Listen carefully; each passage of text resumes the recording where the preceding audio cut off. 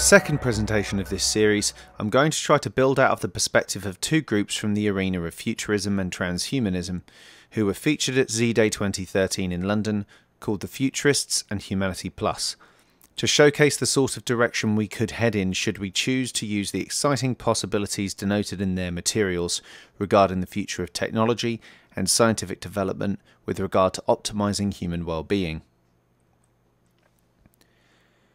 As futurist organisations rightly point out, the future of exponential technological development shows amazing positive potential, as well as huge risks for humanity. With this appreciation of technology and science should hopefully come the appreciation that any given technology must have an integrated, interlocking and multifaceted causation of effects for it to work efficiently.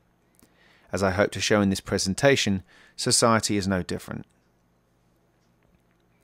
I would first like to point out how the functional attributes of our current socio-economic paradigm actively stifle or block many of the abundance-producing, problem-solving technologies that are now available for humanity to use to create a more peaceful and abundant world for all.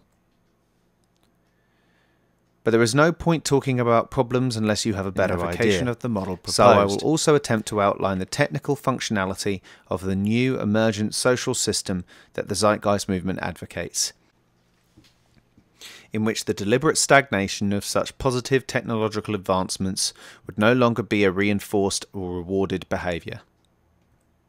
Therefore, the title of this second presentation of 8 is the slightly quirky but fitting title of the Socio-Techno Toolkit for a Sustainable Future. The economic principles that this new social model is based upon were researched, compiled and presented by an organisation called the Venus Project, of which the Zeitgeist movement sprang from in avocation of the model proposed, recognising that such a plan, whilst technically feasible, could only take hold if humanity is willing to undergo a drastic shift in the collective social values which uphold the current social status quo. This is a bold claim, and we are not the first group to present a new social model. Prior social systems have at best been seriously flawed and at worst a disaster. So by all means enter this presentation with an air of caution. My aim in this presentation is not to convince you that this is a great idea outright, but rather to spark enough interest for you to look into this in greater detail. It is very easy to jump to conclusions about new ideas and project our assumptions into them rather than formulate that assumption into a question. However, history shows us that assumption does not make you correct, and our species has regularly been wrong when we have done so. Remember that we thought the Earth was once flat, the centre of the universe, that drilling holes in heads would relieve migraines, slavery was fine, and the Roman Empire would last forever. Needless to say that our understandings of what's true has had to change as we have come to know more about ourselves and the world around us, and there is no reason to think why this trend has suddenly stopped. Part 1. Our current problem-solving toolkit. So where do we currently source our solutions from with regards to the operation of society globally?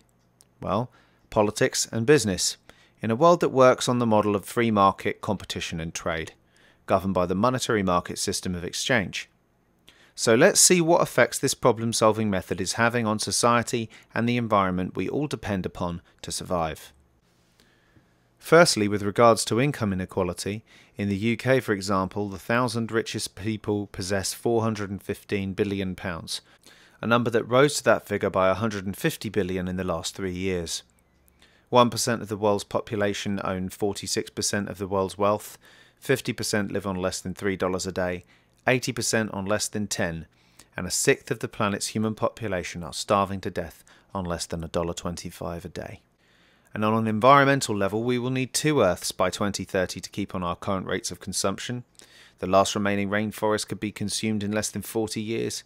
Species are going extinct 1,000 times their normal rate due to human activity.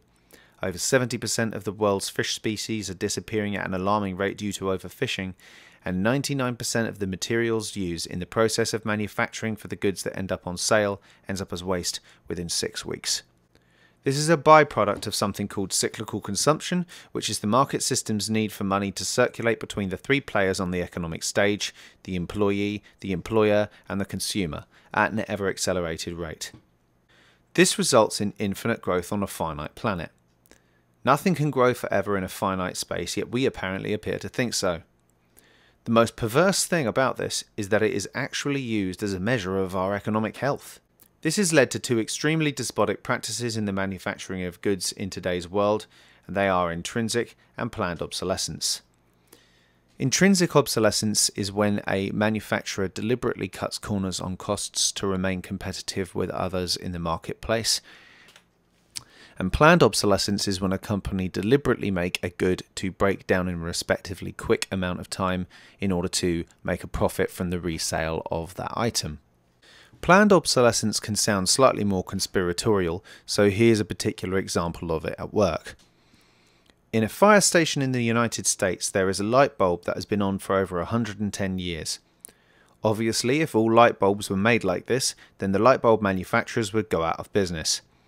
So in 1932, the light bulb companies got together and signed an agreement to say that none of them would make a light bulb that lasted longer than 1,000 hours. Conspiracy? No. Just good business. These effects of growing inequality, infinite growth and the obsolescence in the manufacturing of goods all take place in the overarching structure of the monetary market system. So it makes sense to take a look at its core functions, starting off with how money is brought into existence in the first place.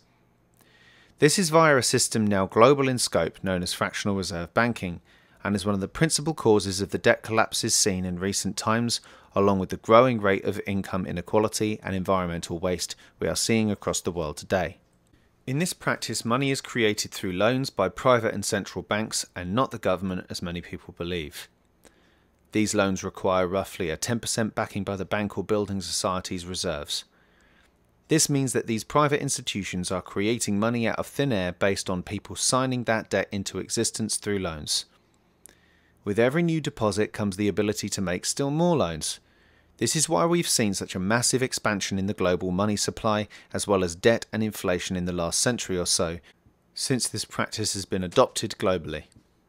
The more money there is, the more debt there is, and the more debt there is, the more money.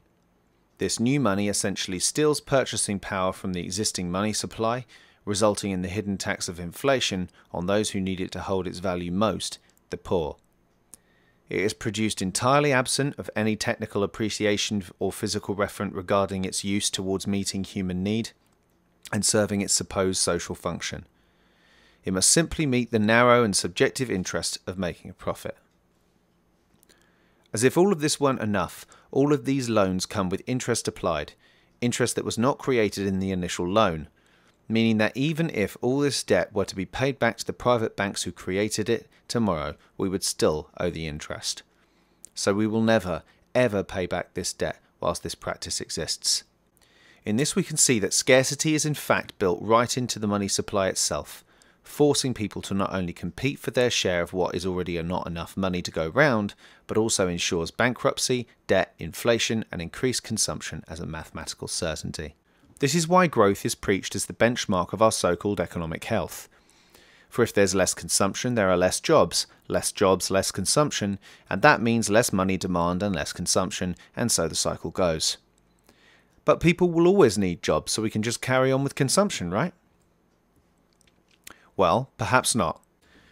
The trend in technological advancement means that machine automation of human labour is not going to stop, and is in fact exponentially advancing, with a recent estimate in a study by Oxford University stating that up to 46% of the current jobs will be gone or under serious threat in the next 10 to 20 years in America. Given this reality that machines will continue to put people out of work, what should we do? Have a person monitoring a person monitoring a person who's monitoring a machine just so they can have a job? Or build a system in which the working week gradually decreases, leaving more time for us to live, love and learn? I personally think that the notion of working for a living is inhumane considering all the technology we've been passed down by prior human generations, and we should at least be able to provide the basic means of survival for every human being arriving on this planet. It's like turning up as a guest to a dinner party and being told that you've got to clean the bog in exchange for your meal. The bottom line, excuse the pun, is that change is coming, whether you like it or not. So what shall we change to? The system we currently use was certainly not designed with collaborative, sustainable practice in mind. Its intrinsic mechanisms require scarcity, inefficiency, consumption, and competition, which are completely opposite to these aims. To expect the sort of system that we say that we want to emerge from such a thing is like expecting apples to grow on orange trees. A potentially fallacious quote often attributed to Albert Einstein sums this up best, in which it says, "We can't solve problems by using the same kind of thinking we used when we created them." This brings us to part 2, sourcing solutions. The global economic crash of 2008 showed us that the world is now more interconnected than ever before, and we cannot afford to think of our problems as being localized to one nation or a group of nations. If we are to face the challenges that lie ahead, we must work together to do so. So how are we going to go about initiating a global collaboration amongst a world divided over politics, money, racial divisions, nationalistic fervour, religious hatred, and philosophical differences? Is there a decision-making method by which mankind has been shown to consistently find agreement upon eventually? Yes, there is. The scientific method. The scientific method is about correcting previous knowledge using a method that must be based upon gathering measurable evidence via repeatedly testing your hypothesis against the benchmark of the natural world to prove its validity. It is this decision-making method that has led us from a species who once thought that germs were the devil punishing us and the world was flat, to one that enjoys a dramatically increased life expectancy, understands roughly how old the cosmos is, and how species evolved on this planet. Despite these advances in our understandings via science being used to enhance our everyday lives in nearly every way possible, it has as yet not been applied directly to the governance of our social system for human concern. Perhaps in part this is because we have not been educated regarding what it actually means to arrive at a decision using the scientific method, rather than simply making one. Here is a thought exercise for an example of what it means to arrive at a decision rather than make one. Take a plot of land. 4 families live on the plot of land and they decide to plant a fruit tree for food. Which one of these positions is the best place to plant the tree? A, B, C, or D? You'd think B, right? Well, in this figurative example at least, it's actually D. You see, the scientific method states that you have to take into account all the known variables that interact on the tree's ability to produce a high amount of food. So that's the pH level of the soil, the best place for irrigation, sunlight, and so on. You can decide the best form of distribution in much the same way. It's not based on the biased opinion of a leader or politician, but instead uses a method of decision-making based on objective tests, critical thought, and empirical logic, and can be updated upon new findings. When this technical approach has been used in an indirect fashion, it erodes the need for other methods of societal problem-solving such as politics and business. An example of this was in New York City at the turn of last century. Can you guess from this picture what the big problem was? Horse crap. Politicians ran for office saying, "I'll get rid of the horse crap. No, vote for me, I'll get rid of it." But guess what got rid of the problem in the end? The motor car. Of course, that brought with it its own set of problems, but this is the nature of change. Every change brings with it new problems to solve. But perhaps this is just the human condition, to control and dominate others. And if you put us in such an abundant environment, we would just consume and hoard everything in sight, right? With the scarcity, consumption, and vanity orientation endemic to our history and our current way of life, I would have to say I agree. But this is still an assumption based on past behaviour, rather than an adequate scientific explanation of the mechanisms that shape human behaviour. The scientific literature is very clear in showing that if we do have a nature, then we are not all that restricted by it. We create more living variability than any other species, and the key to our evolutionary success has been adaptability to changing circumstances. Human behaviour cannot and should be not judged outside the context of environmental influence. This is a knee-jerk emotional reaction and not one that is conducive to solving the problem in the long run.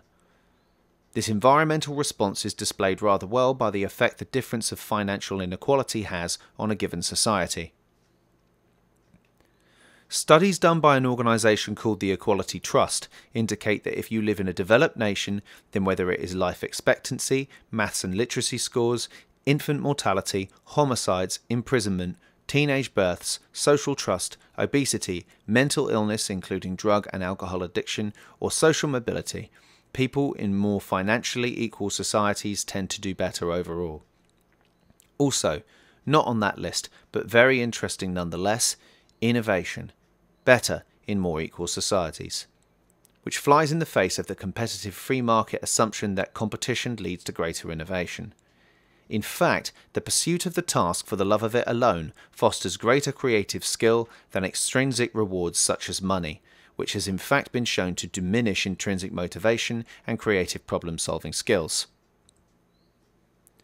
Therefore, if we can create an environment that rewards collaboration over competition and preservation over wastefulness via a technical approach that is arrived at via the best decision-making method we have ever come to know of as a species, then it is likely that human beings will respond to that stimulus accordingly. Which brings us on to Part 3, Economy 2.0, the technical approach.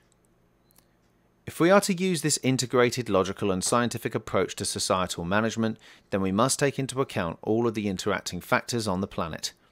So we are going to have to ignore those little lines in the sand we made up a long time ago called borders, I'm afraid.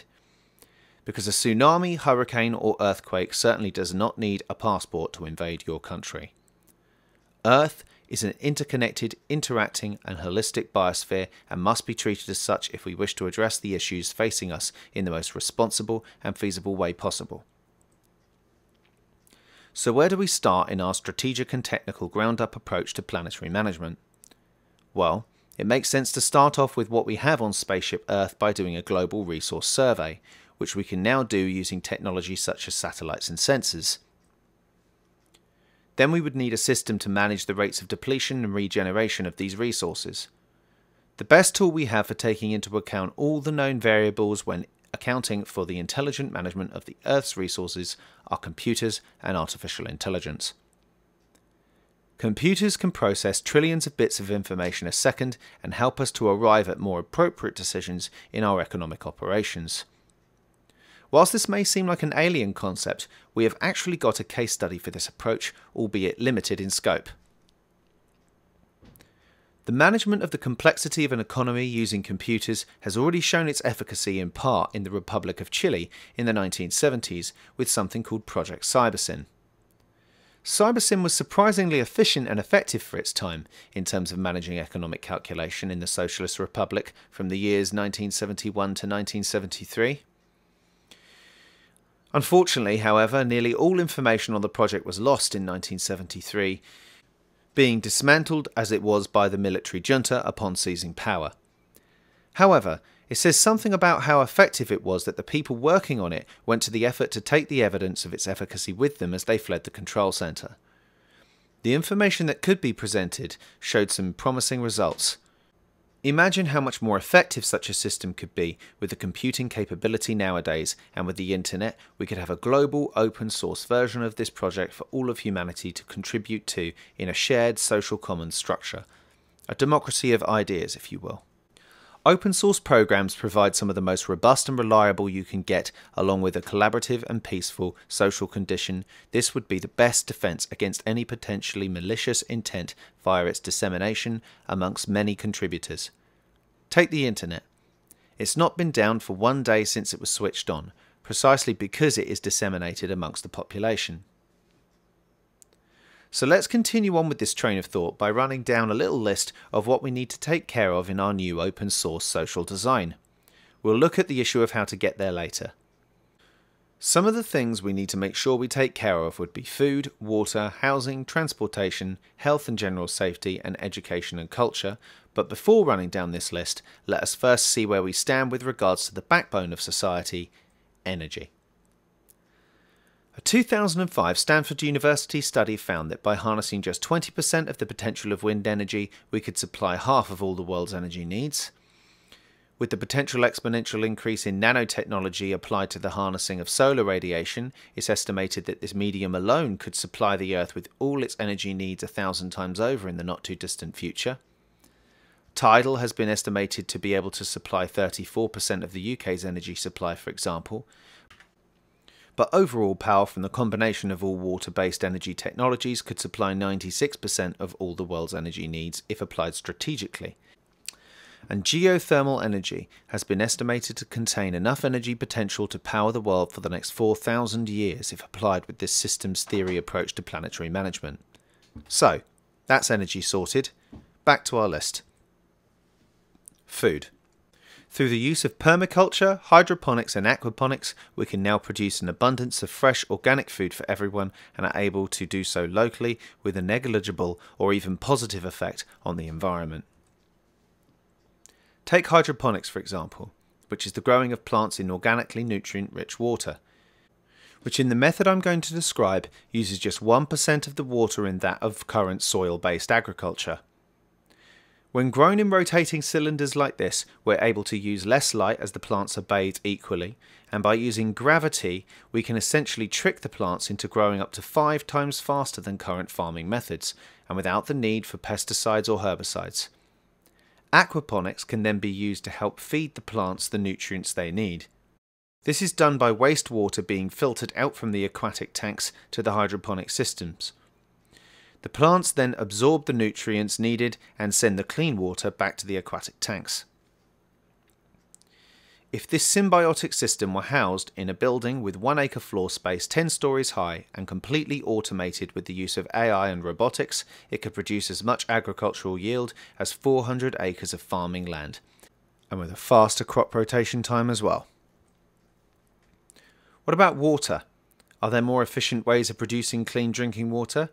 Yes, there's a few, but the most popular one is desalination, which removes excess salt and other minerals from sea or polluted water in order to make fresh drinking water, as well as a new device called an atmospheric water generator that can actually produce fresh drinking water by extracting it from the moisture in the air around you. Around half of all non-renewable resources used go to construction, and in the UK, for example, 40% of that goes to waste. Fortunately, robust construction and delivery of buildings is now a reality through advents such as 3D printing and mechanisation. Here are some images from the Venus project of homes that are designed with sustainable practice in mind from the outset. Energy conservation is built in by utilising such techniques as photovoltaic paints to pull in solar radiation, the thermocouple effect to regulate temperature, and the thermosiphon effect to distribute that temperature evenly throughout the building. Dome shapes help to limit resource use and provide better protection from the elements, and homes could be made to meet the needs of the occupants from the outset at one location, as is the case with car manufacturing for example, which would help us to be far more efficient and conservative in our resource use. And continuing in the spirit of joined-up systems thinking, we would clearly not want to use clean water to flush our toilets in these homes, when we could just use shower and sink water to do so. Whilst we're at it, we could reclaim even this water, just as the astronauts aboard the International Space Station have to if necessary. Transportation. We can now build electric cars that can drive themselves, do not crash into each other, and can go at speeds of up to 100 miles an hour for 200 miles with no need for recharging. But the patents for this battery technology are withheld by the automotive industry, likely to maintain market share. Long-distance travel could be by maglev trains. These trains are suspended on a rail by magnetism to reduce friction, and if housed in an airtight tube, they could go at speeds of up to 4,000 miles an hour safely. They're clean and use just 2% the energy of planes, which are the biggest contributor to CO2 emissions. A health system that works to prevent rather than cure would of course make the most sense in such a world, but what about safety from harm and crime? What is most crime generated by? In a word, scarcity.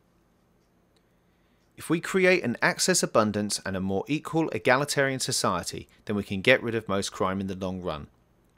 Living arrangements, production, distribution and manufacturing methods would be designed to be as durable, recyclable and conducive towards shared access as possible to ensure the most strategically efficient practices are used in all areas of the economy. Ownership is an outgrowth of scarcity, and this value system that proclaims that everyone should own one of everything is grossly inefficient and wasteful. In such a system based on strategic access, the need to own things for monetary resale would be rendered obsolete technically, not only eventually rendering theft obsolete, but also massively reducing the gravitation towards materialistic values, feeding the massive overconsumption of the planet's finite resources. Education would of course be of the utmost importance in such a society. The smarter our kids are, the richer we will all be. But it is not a free ride. If you want to change something in this society, then you're going to have to work for it via learning and proving that your idea works, rather than simply getting your own way because you have more shiny gold coins than somebody else. In such a society, you would be taught that anything you contribute will be of benefit to both yourself and the rest of humanity. Social interest must become personal interest if we wish to survive and prosper as a species in the long run on this planet. We must encourage our children to develop meaningful social values, positive relationships, and encourage collaboration if we would like them to grow up in a more peaceful and sustainable world, as well as the importance of anchoring their problem solving towards a technical application to address the root cause of the problem in question. And as a final thought on education regarding joined-up thinking, here's an example of how, were we educated differently, problem solving could become extremely interesting and exciting in such an integrated and collaborative socio-economic model. Take the problem of pollution and depletion of fish stocks in many rivers around the world as a thought exercise. Both the poisoning of the river and depletion of these fish stocks are due, in some cases, to the runoff of chemicals used on the crops in nearby farming fields. How should we solve this issue? Implement laws on the use of chemicals and pesticides, lobbying government to subsidise farmers who would need remuneration for lost earnings due to decreased harvests. In a monetary system, this may well be the only option, but in the sort of system I'm describing, it could work something like this. Given the technologies we've just gone through, we may install tidal generators on the bottom of the river to supply energy for both the local population as well as hydroponic, aquaponic food farms on the bank of the river, as well as perhaps maybe even using permaculture techniques, helping to restore biodiversity lost through the previous monocrop culture practices. All of this would mean that we no longer need to pollute the river and deplete fish stocks, as we are producing fresh food via other methods. Such facilities could be built with wind and solar in regions that warrant the use of those energy sources, further adding to the energy requirements of these enclosures. But wait, the joining of the dots doesn't have to stop there. These tidal generators could have mechanisms that allow both the free flow of fish through them whilst containing membranes that clean the prior polluted water, increasing fish stocks while simultaneously providing clean water for human and farming requirements on shore. Perhaps this could be extended further still, but you get the picture. Whilst this should hopefully make intuitive sense, in a monetary market system, it makes no sense at all. The farmers don't want to create an abundance of food or they will be out of business. The tidal generation systems would create energy abundance by installing such systems, and the energy companies don't want that.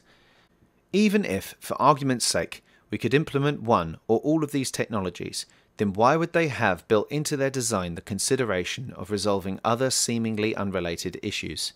In a price system, they wouldn't. If by now you still think that we can adequately address these issues within a monetary system, then consider this. The cost of implementing a worldwide renewable energy infrastructure in 2008 was approximately $22 trillion. Roughly $29 trillion went to bail out the banks that same year. Meaning that in capitalism, if you're too big to fail, then you don't. Which does not sound like capitalism to me, but an advanced form of feudalism and serfdom. The system I've been describing could be referred to as a natural law resource-based economy, or NLRBE for short.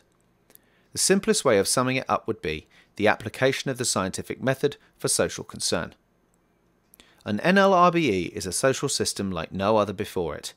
It is not political, hierarchical, or down to some contrived bias or misplaced human opinion, but rather upon the collecting of evidence, testing it, and putting it into action directly. We would be pleased when our ideas are surpassed, as it would mean that our overall societal health has been improved. whereas in our current system based on self-preservation, such advancements could well be a threat to our means of survival. An NLRBE is and eventually has to be global in nature and cannot function with the price system holding it back through its inherent tendency towards self-maximization, monopolistic collusion, hierarchical dominance, and the need for waste and scarcity. Money is not a science, not an irrefutable law of nature. We made it up. Whilst it was once a useful method to manage scarcity, we have simply outgrown its usefulness. Buckminster Fuller once said, "You never change things by fighting the existing reality. To change something, build a new model that makes the existing model obsolete." And this is precisely what we must do if we want to survive and thrive in the long run. We must build a socio-economic system that does away with the mechanisms that produce contrived scarcity, war, poverty, debt, and servitude, and we must do this in a very real, feasible, and technical way, and not via some meaningless paper proclamation, political decree, or set of man-made laws. This brings us on to our final section, Part 4, the transition. The truth is that it's going to be tough and messy. Most transitions are, unfortunately. This system will more than likely have to continue its inevitable collapse and get progressively worse for people to see that we need to do something drastically different. But just because it's hard and we may not know how to get from A to B does not resolve the need to do so. The primary step, in the movement's view, is to promote the train of thought needed to support an NLRBE. That is what has to come first, or we will simply be papering over the cracks until then by continuing to support this system through our compliance with it. There has to be a critical mass of non-violent non-participation in the current system, whilst on the other hand promoting abundance-producing methods and disseminating an understanding of what it means to align our behaviour and in turn our society as a whole to the planet on which we all depend upon to survive. We are not naive enough to think that everyone will agree with us and we will all walk off into the sunset and live happily ever after. We must work together and use our technology to foster wider collaboration amongst activist and humanitarian groups to have a conversation about how we go about realising a more positive future for all the world's people, whilst implementing as many on-the-ground systems that undermine our current system's integrity as possible. The good news is that things have never been in a better place to start the conversation and enact the changes we need. We've had Occupy, the Arab Springs, WikiLeaks, Anonymous, and a whole host of organisations springing up through the linking of people across cyberspace. With every great leap in technology comes a great leap for mankind, and the internet has provided us with a fantastic opportunity to collaborate in a way never before possible. The NLRBE is not perfect or a utopia. There's no such thing, there never has been, and there never will be. It will just be a damn sight better than what we have today. It gives us a method to use if our aims truly are peace and prosperity for all. In fact, I would say that we're currently living in a utopian fantasy, where we actually think that we can have a social and economic system based upon inequality, competition and waste and all live happily ever after. That's a utopia. What I'm talking about is common sense for rational thinking minds. A society without a vision of what the future could be is bound to repeat the same mistakes over and over again. Because for a long time now, the world's religious leaders, philosophers and writers have been proposing notions of how the world can become a more peaceful, happy and joyful place in which for us all to live. But the ability to technically achieve the abundance required for such a globally collaborative system was never a reality until now. We've achieved so much as a species, and to our knowledge are the greatest evolutionary success story this universe has ever created. Quite simply, we are amazing. And together there's nothing we can't do. We've changed before and we can do it again, but not without effort, so I'm afraid the first change has to start with you, not someone else. In the final analysis, we are one people and we share one planet.